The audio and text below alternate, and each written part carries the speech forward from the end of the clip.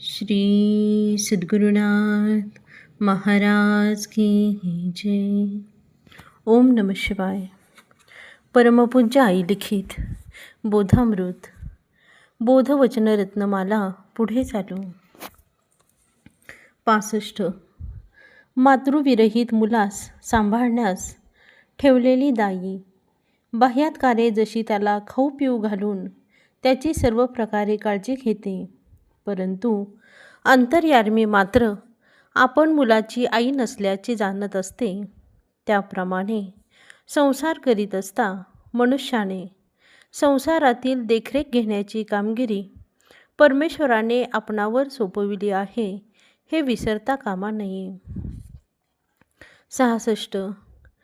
आपले कर्तव्य म्हणजे प्रेमप्रवाहाला जो स्वार्थाचा बांध घातलेला आहे, तो बांध आपण गुरु आज्ञेनुसार वागून फोडून टाकणे हे होय.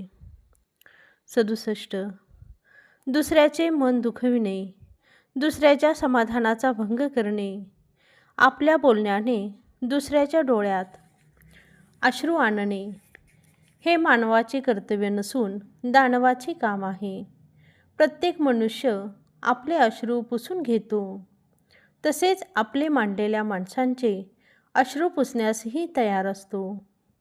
पण मनुष्याने दुसऱ्याचे अश्रू पुसण्यास तयार व्हावे, तरच इतरांपेक्षा विशेष काहीतरी घडले असे होईल. तसे न करता आपण पूजा, पारायण, भजन, जप, ध्यान इत्यादी करतो, पण त्याबरोबर दुसऱ्याशी तुसडेपणाने वागणे, कोणाचे वर्म काढणे, कुणाला फसविणे हेही पण करीत असतो. त्यामुळे आम्ही जे काय करतो त्याची भक्तीमध्ये गणना होत नसून ते केवळ भक्तीचे सोंग ठरते. 68. आपण तोंडाने देवाची स्तुतिस्तोत्रे गातो, पण आपल्या अंतर्यामी देवाविषयी जोपर्यंत जिव्हाळा आदर नाही, तोपर्यंत आपली श्रद्धा भक्ती खरी ठरत नाही. 69. देवाविषयी प्रीती असावी, पण भीती नसावी. धाक मात्र असलाच पाहिजे, कारण धाकाने पावलोपावली मनुष्य सावध होतो, त्यामुळे त्याच्याजवळ बोध स्थिरावतो. देवाचे महत्त्व कळू लागते, देवाविषयी आपलेपणा वाढू लागतो, लीनता अंगी येते, त्यावर सहजच देवाचा आशीर्वाद मिळतो. 70. कावीळ झालेल्या माणसाला जसा चंद्रमाही पिवळा दिसतो, त्याप्रमाणे जोपर्यंत आपल्या अंगात दुर्गुण आहेत, तोपर्यंत सज्जन मनुष्यही आपणास दुर्गुणी दिसतो. आपल्या जवळचे दुर्गुण नाहीसे झाले की सारे लोक सज्जन दिसतात. 71.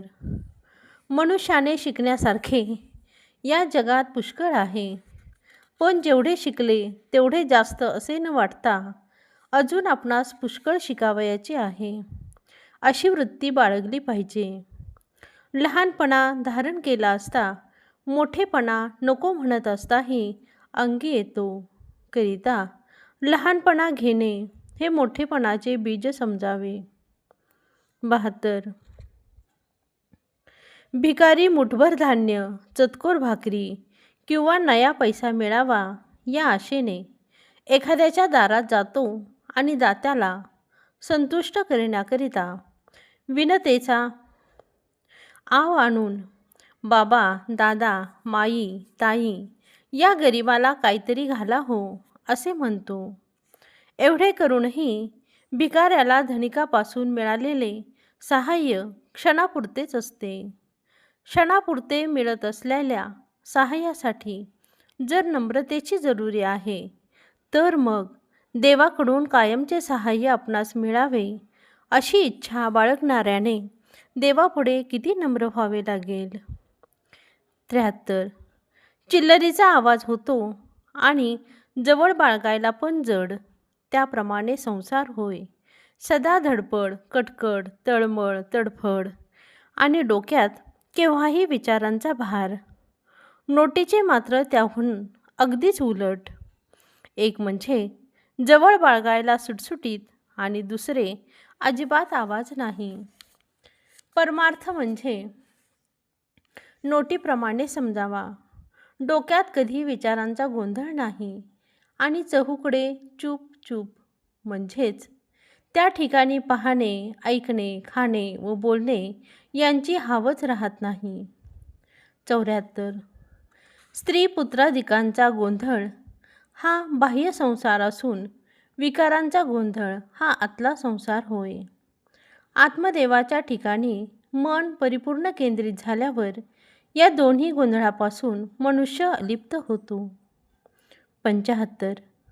सिनेमा पाहणे हे जसे करमणुकीसाठी असते त्याप्रमाणे संसारातील कृत्ये पार पाडित असता आपण केवळ करमणूक करून घेत आहोत हे विसरू नये. जेणेकरून आपल्या कर्तव्याचे सतत स्मरण राहील व आपल्या हातून आत्मदेवाच्या नियमाविरुद्ध वागणे होणार नाही आणि त्यामुळे आपण ज्या कार्यासाठी मृत्यूलोकात आलो आहोत ते कार्य सहजच आपल्याकडून पार पडेल. 76. मनुष्याने आपण दिवसभर राबवून पैसा मिळवित आहे याबद्दल अभिमान बाळगण्यापेक्षा संसारातील अडीअडचणीला उपयोगी पडावा या उद्देशाने मिळविलेल्या पैशामधील काही भाग सुरक्षित ठेवण्याकडे लक्ष पुरवावे. केवळ खाण्याकडेच लक्ष न देता ते पचते की पचत नाही, पचायला काय करावे येथे लक्ष द्यावे. श्रवण करीत असलेल्या सत्शास्त्राचा अर्थ दुसऱ्यांना सांगण्यापेक्षा प्रथम तो स्वतःकडे लावून घेऊन दिवसेंदिवस आपली प्रगती होत आहे किंवा नाही याकडे लक्ष पुरवावे. 77. संतांच्या चरित्रांचे वाचन करणारे लोक पुष्कळसे आढळतात. तसेच त्याच्यातील यथार्थ अर्थ जाणणाऱ्या लोकांची संख्या ही जास्त प्रमाणात दिसून येते. पण चरित्रे वाचून त्यातील बोध आपल्या अंगी उतरून घ्यावयाचा असतो ही जाणीव असलेले व त्यासाठी प्रयत्न करणारे लोक मात्र फारच दुर्मिळ दिसून येतात. 78. पाकशास्त्र केवळ वाचित राहिल्याने जेवणाच्या तृप्तीचा अनुभव येत नाही. दुधात लोणी आहे असे घोकत राहिल्याने लोणी हाती लागत नाही. त्याप्रमाणे ब्रह्मानंद आपल्या हृदयात आहे असे केवळ म्हणत राहिल्याने आपले दुःख टळणार नाही. त्यासाठी करणीच केली पाहिजे. जेवणाच्या तृप्तीचा अनुभव येण्यासाठी स्वयंपाक केला पाहिजे. लोणी हाती लागण्यासाठी घुसळण्याचे श्रम करावे लागतात. त्याप्रमाणे कायमचे सुखी होण्यासाठी गुरुमुखाने श्रवण व त्याचे मनन करणे जरूर आहे. 79. समुद्राच्या ठिकाणी एकसारख्या लहान मोठ्या लाटा उठत असतात तरी तो कधी संतप्त होत नाही. त्याप्रमाणे संसारात सुखदुःखाच्या लाटा उसळत असता गांगारून न जाता गुरुवाक्याचे सदैव स्मरण ठेवून शांत राहण्यास मनुष्याने शिकावे. 80. अगदी लहान मूल निर्विकार असते म्हणून ते सर्वांना हवेहवेसे वाटते. त्याप्रमाणे आत्मज्ञानाच्या योगी करून निर्विकार बनल्यावर म्हणजे कामक्रोधादी षड्रिपूपासून सुटल्यावर ती व्यक्ती जगाला हवीहवीशी वाटते, मग तो पुरुष असो वा स्त्री असो. 81. ज्याचे मन निर्बल दुर्गुणांनी युक्त आहे तो माणूस परावलंबी व अतृप्त असतो आणि ज्याचे मन सामर्थ्यवान दैवी गुणांनी युक्त आहे तो माणूस स्वावलंबी व नित्यतृप्त असतो. 82. बायको मुलावरच्या प्रेमामुळे ज्या ज्या वस्तू असतील त्या सर्व वस्तू पुरुषाला जशा आपल्या वाटतात त्याप्रमाणे देवावरील प्रेमामुळे भक्ताला जगातील यच्चयावत वस्तू आपल्या वाटतात. 83. काही शरीरावर, काही बायकोवर, काही पोरावर, काही लौकिकावर आणि काही देवावर असे 10 ठिकाणी वाटले गेलेले प्रेम ही खरी भक्ती नसून केवळ परमेश्वर हाच आपले सर्वस्व मानणे, त्याच्या ठिकाणी सारे प्रेम केंद्रित करणे ही खरी भक्ती होय. 84. प्रत्येक माणसाला आपण सदा सुखी असावे असे वाटत असते, पण ज्याला सुख म्हणतात ते आपल्यापासून लांब नसून अगदी निकट म्हणजे आपल्या अंतर्यामीच आहे. पण त्याचा अनुभव येण्याकरिता आमच्यामध्ये देवाविषयी जो परकेपणा आहे तो घालविला पाहिजे. आपले मानलेल्या माणसाविषयी जसे आपले प्रेम सहज उचंबळून येते, त्याप्रमाणे देवाच्या आठवणीने आपले हृदय प्रेमाने उचंबळून आले म्हणजे काम झाले. 85.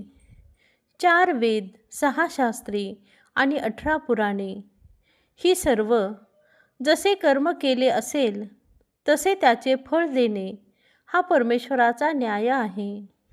अविचाराने कुकर्म करून त्याचे फळ दुःख भोगत असता विव्हळण्यापेक्षा सत्संग करा म्हणजे दुर्विचारांना आळा बसेल आणि हातून सुकर्म घडेल म्हणजे सहज तुम्ही सुखी व्हाल, असा मानवांना इशारा देत आहेत. 86. प्रपंचाकडे जाण्याचा दरवाजा मोठा ऐसपैस असून आकर्षक आहे, त्यामुळे त्याकडे जाणाऱ्या लोकांची संख्या अधिक दिसून येते, पण परमेश्वराकडे जाणाऱ्यांची संख्या मात्र फारच कमी दिसून येते, कारण तो दरवाजा अरुंद व बिकट आहे. त्याचा अर्थ असा की त्या दरवाजाने जाणाऱ्यांची जबरदस्त त्यागवृत्ती असावी लागते, कारण निर्मोहतेशिवाय आत जाता येत नाही आणि निर्मोहता साधने मोठे कठीण आहे. 87. ज्ञानप्राप्तीसाठी एक जिज्ञासा आणि दुसरा त्याग हे 2 मुख्य आहेत. जिज्ञासा भवसागरातून पार होण्याची तळमळ आणि त्याग काम, क्रोध, लोभ, मोह, मद, मत्सराधिकांच्या संगतीपासून सुटणे हे होय. 88. धुराने भरलेल्या डोळ्यांना समोरील वस्तू जशा दिसत नाहीत, अभ्राच्छादित झालेल्या आकाशात चंद्र सूर्य जसे पाहावयास मिळत नाहीत, त्याप्रमाणे कुसंस्काराच्या आवरणामुळे हृदयस्थ परमात्म्याचे दर्शन होत नाही. 89. कोंडा ही धान्याची उपाधी आहे. कोंडा बाजूला सारला की मूळ स्वरूप धान्य जसे दृष्टीस पडते, तद्वत माया ही आत्मस्वरूपाची उपाधी आहे. गुरुकृपेने एकदा मायेचे निरसन झाले की मनुष्याला आत्मस्वरूपाचे दर्शन होते. 90. परमार्थ साधने म्हणजे हृदयस्थ प्रभू आत्मारामाची भेट घेणे आणि प्रपंचात वावरणे म्हणजे त्या मंदिरातल्या आवारात फिरत राहिल्याप्रमाणे समजावे.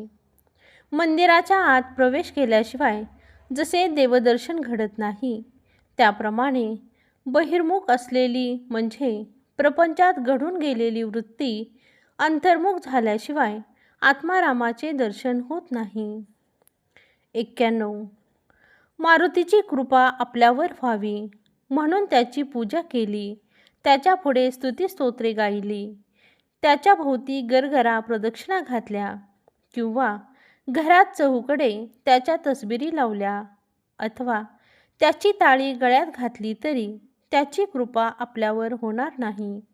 त्यासाठी मारुतीला आवडण्यासारखी करणीच केली पाहिजे, म्हणजे आपण प्रभूच्या ठिकाणी अनन्य झाले पाहिजे. 92. लहान मुलाचे शरीर दिवसेंदिवस वाढत असते, पण ती वाढ समजून येत नाही. अंगाला लावण्याचा साबण रोजचे रोज झिजतो, पण तो कितीसा झिजतो हे दिसून येत नाही. त्याप्रमाणे संतांच्या ठिकाणी एकनिष्ठा असणाऱ्या माणसाची क्षणोक्षणी प्रगती होत असते, पण ती कळून येत नाही. 93. दुसऱ्याच्या चुका उघडकीस आणणे आणि आपल्या चुका झाकून ठेवण्याचा प्रयत्न करणे हा मनुष्य स्वभाव. या स्वभावात बदल झाल्याशिवाय मनुष्य खरा सुखी होऊ शकत नाही. खऱ्या सुखाच्या म्हणजे आत्मसुखाच्या प्राप्तीसाठी मनुष्याने दुसऱ्याच्या गुणांचे व स्वतःच्या अवगुणांचे सतत निरीक्षण करावे. 94. मनुष्याला रोगापासून होणाऱ्या त्रासापेक्षा रोगाच्या भीतीने होणाऱ्या त्रासाने तो अधिक खंगतो. संतांच्याकडे गेल्याने रोग बरे होतात, पण याचा अर्थ असा नव्हे की ते औषध देऊन रोग बरे करतात. रोग्याला रोगापासून उत्पन्न झालेली भीती संतांच्या बोधाने नाहीशी होते आणि तेने करून रोग्याला सहजच आराम वाटू लागतो. 95. एखादा रोगी वैद्याकडे न जाता जो भेटेल त्याच्याजवळ आपली तक्रार जर सांगत राहिला तर त्याच्या रोगाचे निवारण होईल का? त्याप्रमाणे भवरोग वैद्य जे संत त्यांच्याकडे जाण्यापेक्षा मनुष्य पूजा, पारायण, तीर्थाटन, व्रते, नेमादी करीत राहिला तर त्याच्या भवरोगाचे निवारण होईल कसे? 96. ज्याचे पोट दुखते त्याने स्वतः औषध घेतल्याशिवाय जशी त्याची पोटदुखी थांबत नाही किंवा स्वतःचे पोट भरण्यासाठी जसे ज्याचे त्याने जेवावे लागते त्याप्रमाणे आत्मज्ञान प्राप्तीसाठी ज्याचे त्यानेच प्रयत्न केले पाहिजेत. 97. मुमुक्षूला शास्त्रप्रचिती व गुरुप्रचिती आली तरी आत्मप्रचिती आल्याशिवाय त्याची भवबंधनातून मुक्तता होत नाही. दही घुसळून लोणी काढल्यावर जो गोळा जसा पुन्हा ताकात मिसळत नाही त्याप्रमाणे गुरूंच्या सूचनेनुसार परमेश्वराच्या ध्यानाने मन एकदा स्थिर झाले म्हणजे परिपूर्ण समाधान पावले की भोवताली कितीही व्याप असला तरी त्याचे मनाचे समाधान भंग पावत नाही. हे शास्त्रद्वारे कळताच याची पक्की खात्री करून घेण्यासाठी व्यासपुत्र शुकाचार्य हे मिथिलाधिपती राजयोगी जनक राजा याच्याकडे गेले. त्यांनी त्याबद्दल जनक राजाला प्रश्न विचारताच त्याने त्यांच्या प्रश्नाला समर्पक उत्तर देऊन पटवून दिले. त्यावर त्यांना प्रत्यक्ष अनुभव आणून देण्याचे ठरवून एके दिवशी दिवाणखान्यात एकीकडे पंडितांची चर्चा, दुसरीकडे नृत्य गायनादी चालले असता शुकाचार्यांच्या हातात एक तेलाचा पेला काठोकाठ भरून देऊन एक थेंबही न सांडता दिवाणखान्याच्या सभोवती त्यांना 7 प्रदक्षिणा घालण्यास सांगितले. त्यानंतर दिवाणखान्यात चाललेल्या कार्यक्रमापैकी तुम्हाला काय काय आवडले असा जनक राजाने त्यांना प्रश्न केला. तेव्हा माझे पूर्ण लक्ष पेल्याकडेच केंद्रित झाले होते, त्यामुळे दुसरे काहीच माझ्या लक्षात आले नाही असे शुकाचार्यांनी राजाला उत्तर दिले. शुकाचार्यांना शास्त्राद्वारे जी माहिती मिळाली ती शास्त्रप्रचिती आणि जनक राजाकडून जे अनुभवाचे बोलणे ऐकावयास मिळाले ती गुरुप्रचिती आणि शुकाचार्यांना जो प्रत्यक्ष अनुभव आला ही आत्मप्रचिती होय. 98. स्वाती नक्षत्राच्या पावसाचे पाणी शिंपल्यात पडले असता त्याचे मोती तयार होतात आणि तेच सर्पाच्या मुखात पडले तर त्याचे विष बनते. त्याचप्रमाणे ज्ञान मुमुक्षूच्या हाती लागले असता त्यापासून तो स्वतःचा उद्धार करून घेऊन जगाचाही उद्धार करतो आणि तेच विषयाशक्तांच्या हाती पडले असता ते त्याचा केवळ स्वार्थाकडे उपयोग करतात. 99. संत संगतीत जाण्यापूर्वी मनुष्याला इंद्रिय सुख हे आपले ध्येय वाटते, परंतु संत संगतीत गेल्यावर मात्र आपले स्वरूप आपण ओळखणे हेच मनुष्याचे खरे ध्येय असल्याचे कळून येते. 100. बोलून गेलेले शब्द व निघून गेलेले आयुष्य हे परत येत नाही करिता देवाला आवडण्यासारखे सत्य, प्रिय, हितकारक असेच बोलावे आणि प्रत्येक क्षण बहुमोलाचा समजून सार्थकी घालावा. 101. माणूस जसा बोलतो तसा जोवर वागत नाही तोवर त्याने कितीही सत्कर्मे आचरली तरी त्याला खरे समाधान लाभत नाही.